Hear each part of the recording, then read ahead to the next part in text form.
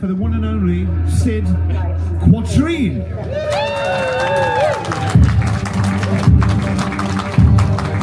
Right, now this one's for my fellow 40 thespians. Thank you for a wonderful weekend. Right, ladies and gentlemen, we're going to start off with the most interesting object in the room. This lady is the horn of a gazelle. Oh. Okay, right, it's the most Luciferian thing I could find, and it was courtesy of none other than the great Sally. Here she is, give her a cheer. Excellent. So what we're going to do is, to partake in this ritual, we need some arbitrary bullshit chants. So we're going to go, Ru Sho Da. All together now. Ru Sho Da. Ru Sho Da. Ru Sho Da. Keep it going, and when I go low, it's quiet. When I go high, it's loud. So keep going, keep going, keep going.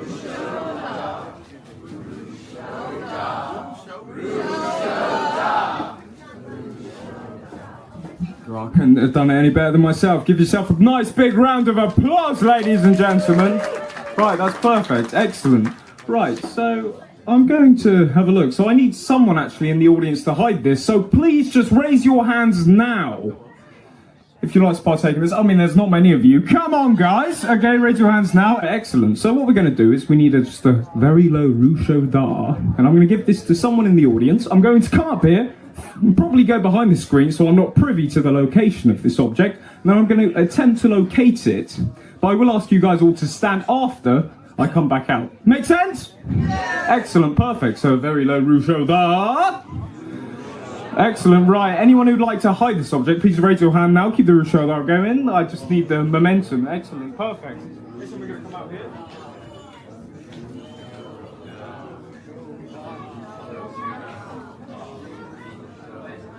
Everyone say hello to Ben! I mean, he's our wonderful photographer. He's going to be behind this object. So everyone just keep it going. The Ru Sho Da. Perfect, perfect. Excellent, excellent. Let's raise it up a couple of octaves, ladies and gentlemen. That's perfect, excellent. Ben will be hiding this object. I'm going to go behind it so I'm not privy. But Ben, you understand, when you have done it, just shout the word done and I'll come back out. Understand? All clear?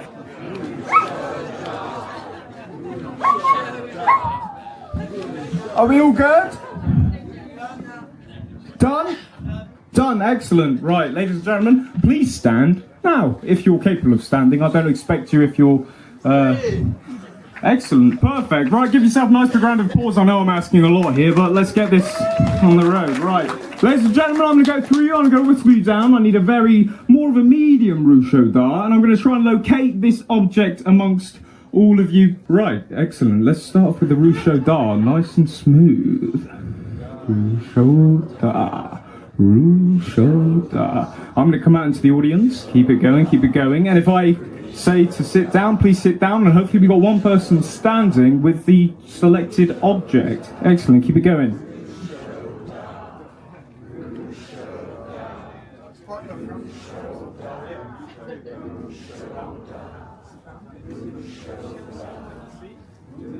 Keep going.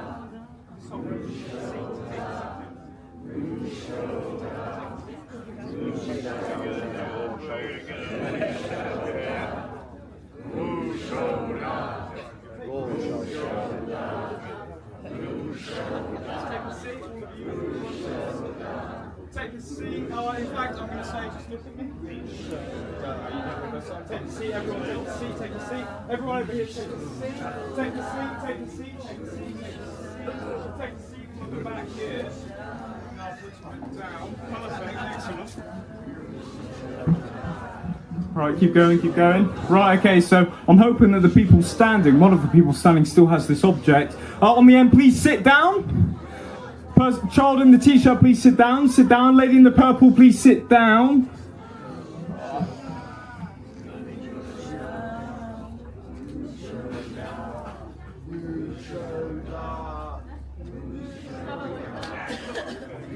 Right, we're going to commit to this. I don't know if we've got it dead on, but please sit down over there.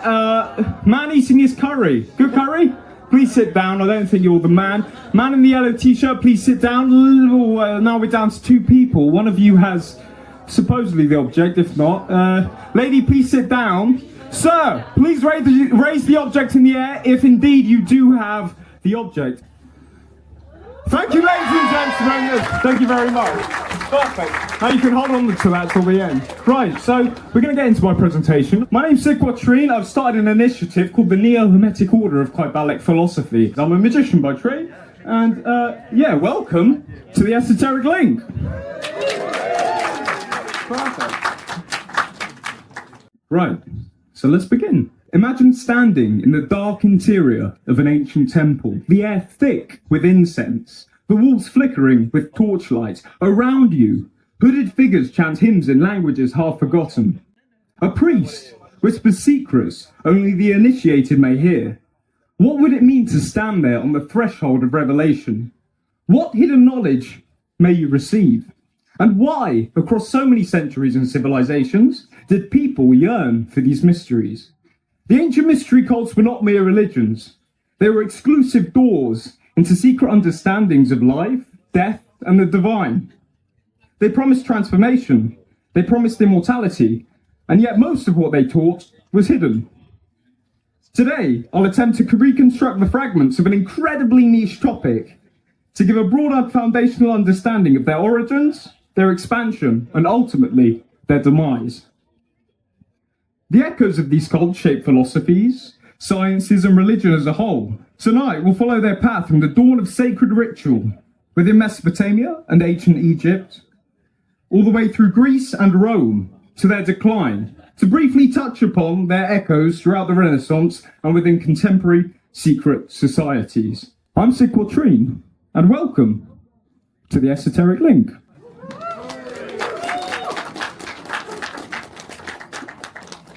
Throughout history, humans have always sought patterns behind the visible world.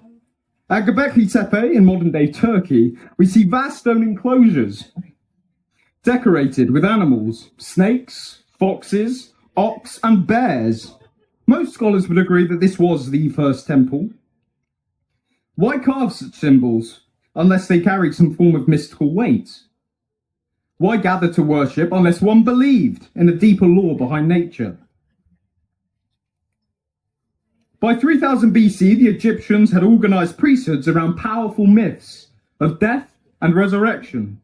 Osiris, slain by Set, dismembered and restored by Isis, became the god of the afterlife. The pyramid texts, carved into royal tombs, spoke not just of remembrance, but of transformation. They promised the pharaoh resurrection and eternal life. The idea that humans could transcend death through secret rites became the foundation of the mystery cults. In Minoan Crete, around 2000 BC, the feminine idol was worshipped as a representation of both fertility and nature, a charm to bring an abundant harvest. Meanwhile, within the Levant, the land of the ancient Hebrews, drew heavy influence from their Mesopotamian and Egyptian neighbours. The people of Canaan and surrounding Mesopotamian cultures practiced rites to a pantheon of polytheistic deities. Headed by the god El and his consort Ashra, this was the darkest and most excessive period of pagan rites. They would share ritual meals, practice temple prostitution, and embark on ritualistic orgies. They would even sacrifice their firstborn young to the deity Baal, as depicted on the top right of the image. Yahwism would emerge as a distinct monotheistic religion throughout a process of pantheon reduction, with Abraham, this fellow here, being the key motivator for this between 1800 and 1200 BC, revolving around the storm warrior deity, Yahweh. It placed a stricter emphasis on purity, laying the foundations for Judaism and later developments in Christianity. It's a beautiful depiction. It's one of the greatest images I've found of the Eleusinian mysteries. By 800 BC, the Greek civilizations began to codify the mysteries. Their Homeric hymns contain references of initiation rituals, and by this period, the Eleusinian mysteries had taken shape. These seasonal rites, centered around Demeter or Demeter and Persephone, promised initiates a blessed afterlife. Annual processions would take place from Athens to Eleusis, Initiates would fast and drink a hallucinogenic cocktail drug known as the kykeon, and at their destination enter the telesterion under nothing but torchlight. Cicero, this fellow here, rather handsome fellow, would later remark that nothing Athens gave humanity was greater than the Eleusinian mysteries. Let's head north to Lapen, if I'm pronouncing that correctly, which was, northern Gaul within the realm and the remit of the Celts. In northern Europe, which would reflect early Druidic traditions. Druids were priests, philosophers, and custodians of oral wisdom. It was believed that it took 20 years to complete Druidic training, emphasizing the seriousness and exclusivity of these mysteries. During this era, Orphic mysteries centered around Demeter and Persephone would reaffirm the immortality of the soul and potential for divine ascent. Plato would reference them in his book, The Republic, hinting that philosophical inquiry and religious initiation were two paths towards understanding eternal truths. This would birth Gnostic beliefs that knowledge was paramount in one's awakening, and through escaping reincarnation, you could ascend to the divine. It was Hellenistic expansion, however, that would spread these cults. Eleusinian, Dionysian, and Orphic rituals would appear throughout the Mediterranean. By 250 BC, the cult of Isis would leave Egypt and spread into Greece and Rome. Isis was no longer an Egyptian goddess, but became a universal mother of salvation. Her temples multiplied from Alexandria to Pompeii, and here we see the stage set for later transformations. Rome would absorb and transform the religious landscape, and by 200 BC, Mithraic mysteries would enter from Persia. Now, Mithras was the slayer of the cosmic bull. He became a favourite amongst soldiers, and this cult required initiation through 7 grades in subterranean temples. Views on these cults were generally relaxed, as they were reserved for the elite.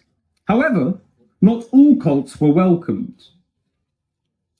In 186, the Roman Senate would suppress what was known as the Bacchic cults. Why? Because they were nocturnal rites, with ecstatic dancing and sexual frenzy of debaucherous orgies, etc., involving women and their central male figure, Bacchus.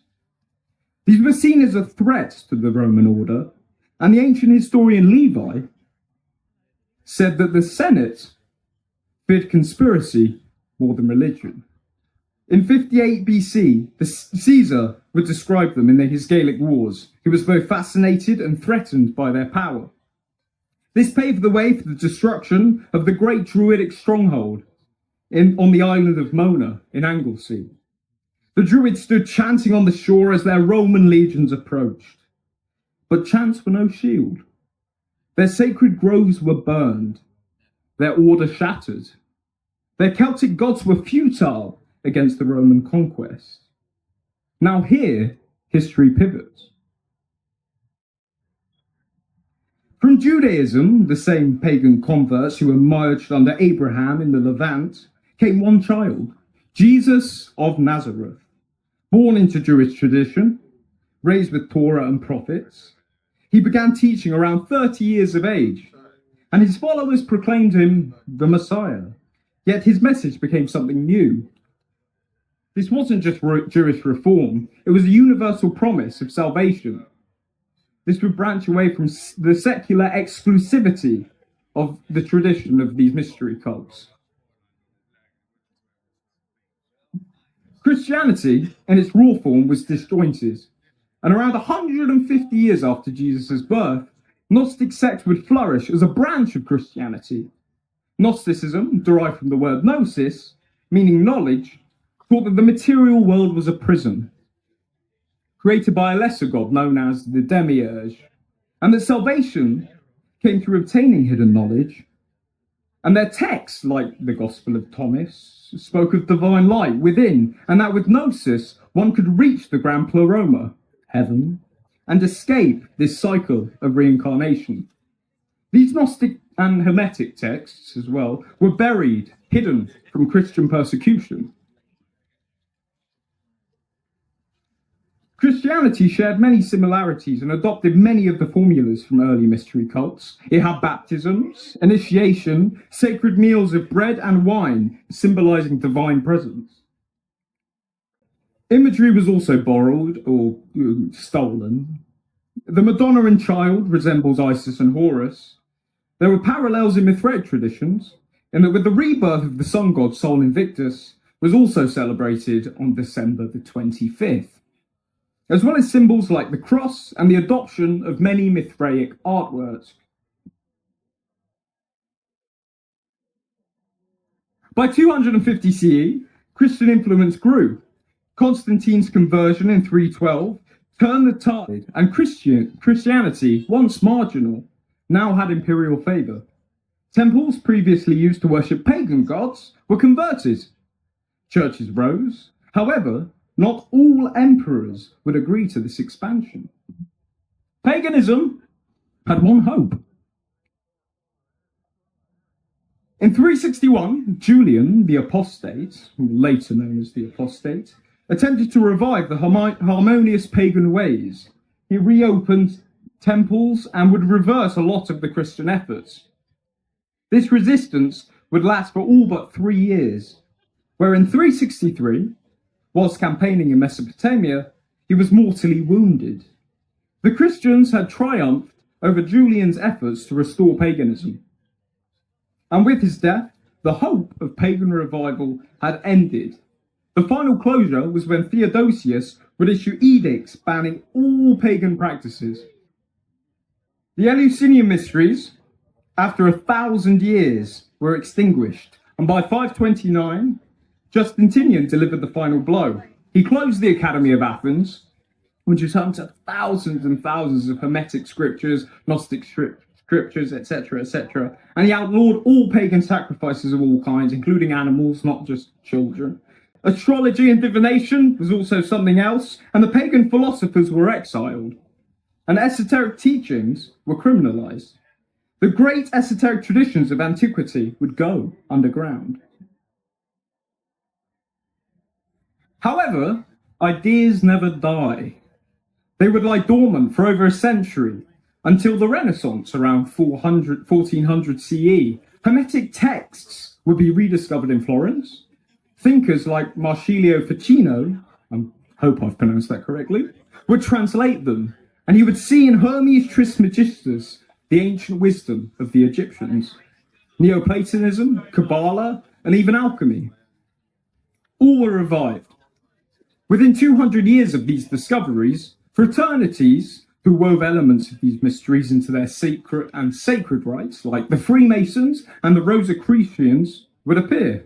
December 1945, a group of Egyptian farmers led by this man, it's not the clearest picture, but it's the only one I could find, a guy called, excuse my, Muhammad Ali al-Saman, were digging for fertilizer in Upper Egypt until they hit a clay pot.